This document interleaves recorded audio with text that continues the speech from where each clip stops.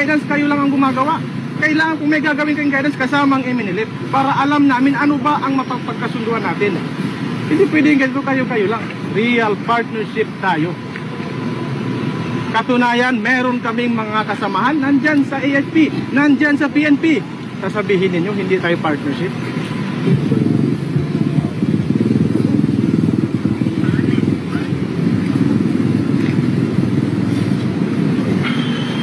Matagal na kaming authorized. Hindi lang ito ang lakad namin na nag-uniforme kami sa labas naming kampo.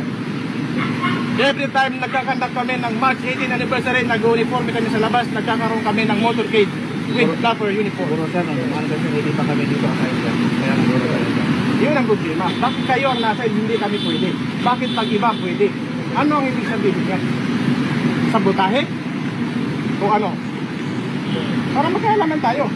Kasi nung gusto niyang pasabi ka, para mapaliwanag niyo. Si Brigade. Pwede natin sa makausap si Brigade. Si Brigade Commander siya. Oo. Nagkitawagan ninyo.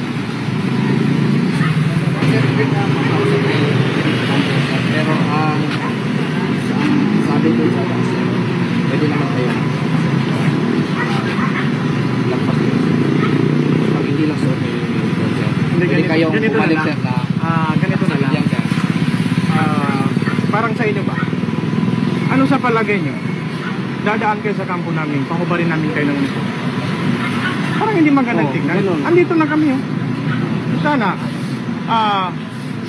magkaroon ng pag-uusap tungkol dito. Pero sana, nandito na kami. Bigyan nyo ng konsiderasyon. Kasi lalo na may proper coordination kami.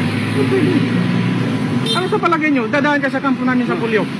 Lahat ng dadaan na maris doon, pahubarin namin ng uniforme. Dahil dadaan ka sa kampo namin. Ano sa palagay ninyo? Hindi namin i-recognize kung gano'n. Parang gano'n, sama. Hindi pwede ito. Tayo tapos gaganin kayo ito gagawin sa amin. Pwede kayong dumaan sir, pero nakasigil yan. Tawagan mo ang official ninyo. Gusto kong makausap. Yun po yung guidance niya sir. Guidance kayo lang ang gumagawa. Kailangan kung may gagawin kayong guidance kasamang MNLF para alam namin ano ba ang mapagkasunduan natin. Hindi pwedeng ganito kayo lang.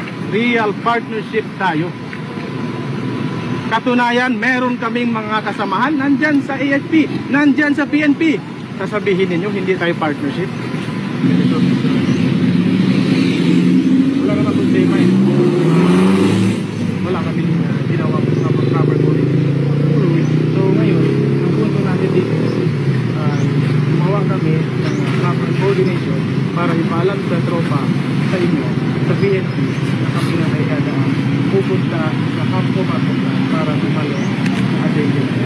Now ngayon, sila sana, kung hindi pala papayagan, sana hindi na lang i-receive yung papila. Hindi, Ni-reject na lang sana. Hindi, ganito kasi. Hindi naman sa ni-reject. Ni-receive namin, pero with proper na wag mag-uniform. Wala namang problema. Pwede kayong pumunta, pero doon na kayo mag-uniform. Yun yung sabi sa taas. At yung mga tao namin kakilala ng tao na yun din ang sabi sa inyo.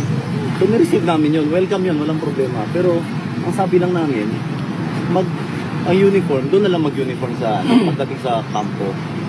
Yun lang naman sa amin. Hindi naman namin i-reject kasi nirespeto namin yan, karapatan nyo for assembly, saka yung Pero yun lang din sa amin, sa ganun.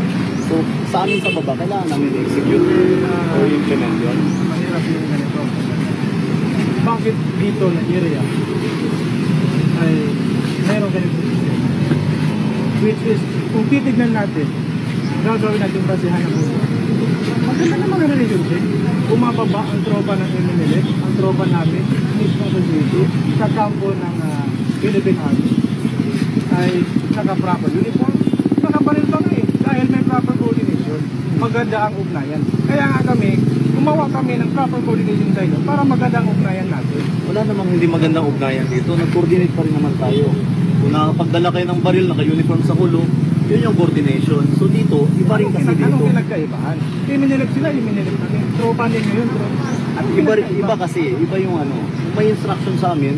Hindi ko na masagot kung iba o hindi. Pero kung ano yung instruction guys sa amin, okay lang pumunta kayo. Wala nang problema, assembly nyo yun. Pero yun yung instruction, sumunod na lang tayo. Kasi ayaw rin namin na harangin kayo basta-basta na ganito. Kung ganito, para pinaparamdam ninyo sa amin, hindi ninyo kami sinikilala. So, yun ang nararamdaman namin ngayon. Na hindi nila kinikilala ang MLF. Kinikilala Lalo na namin kayo. nagpakilala kami sa inyo. Kinikilala namin kayo, andun yung letter nyo umabot sa amin. Pero ang instruction sa amin is, huwag lang tumawid, naka-uniform. Yun na naman, kasi tulad nito, nakaharang tayo, medyo na ano yung mga civilian natin, na alarma. So, sumusunod lang din kami sa utos sa amin. Tsaka may prior coordination na huwag mag-uniform, pero naka-uniform pa rin kayo. Good kami na ganito. Sino nag-approve?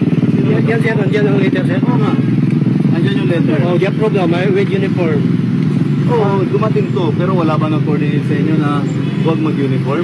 May nagsabi sa inyo na huwag mag-uniform. So ayun nyo lang din. Ni-receive namin to in good faith na okay, allow namin, pero hindi naka-uniform. Yun yung pina-coordinate namin. Nandyan. Ay, maganda kaya. May naroon tayo. Dapat wala na yan eh. Magkita na. Okay, go. Nandito na ito, pag-usapan lang natin maayos. Kailangan makarating kami sa programa. Kasi importante ang dadaluhan namin. Now, ngayon, ngayon, fasting pa kami, no? Pero anyway, hindi problema yun. Ang gusto lang namin makarating doon at makabalik ng safety. Pero yung sabihin nyo, uhubad kami ng uniforme dito, hindi namin magagawa yun. Parang kayo, dadaan kayo sa kampo namin. Kahit pa sabihin natin mag-coordinate kayo, dadaan kami. O hindi kayo pwede pumasok dito naka-uniforme, maghubad kayo ng uniforme. Ano ang mararamdaman ninyo? So parang hindi naman maganda na yung nireceive nyo ng coordination namin. Tapos bandang huli, ganito ang kalalabasan. Hindi, sir, ganito kasi, kahit sinong, ganito kasi, pag may nag-request kahit ng mga security sa amin sa mga barangay, i-receive namin yan. Pero, sasagutin namin kung paano namin gagawin secure, kung paano, kung ilan lang.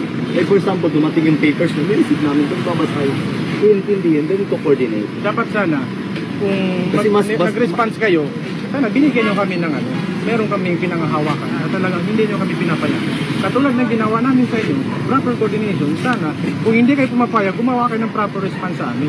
Para nang sa ganun, hindi tayo mabot sa ganito, sa punto na ganito. Yun lang ang kailangan natin. So mahirap naman yung tawag-tawag lang. Official kaming nagpadala ng coordination sa inyo. Tapos babalik sa amin unofficial. So parang hindi maganda sa side namin. Take note doon. Ano kami doon, sir? Amenable kami doon sa kung may lapses pa sila. Maraming salamat. Pero Salamat. naiintindihan namin yun. Mas maganda nga kung sasamahan nyo ka na puntang kampo para wala tayong maging problema. Kasi may representative na si Brigade doon sa kampo ngayon, paparating na doon, advance parties. Oh, kung inisip nyo lang Ang magandang takbo natin, magsama-sama na lang tayo sa kampo. Samahan nyo na lang kami para walang maalarma sa atin. Oh. Sama-sama na lang tayo. Kasi mahirap naman pauwiin nyo kami. Kung di kayo pahubalin nyo kami, no, hindi po pwede.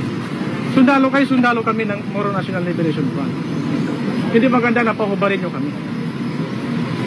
Sige, sir. I-coordinate natin yan, ha? Pero sama-sama tayo doon para safety lahat. Maganda. Partners tayo eh. Pakita natin sa lahat, sa civilian, na ang dalo ng gobyerno ng Pilipinas at ng MNLF ay talagang real part.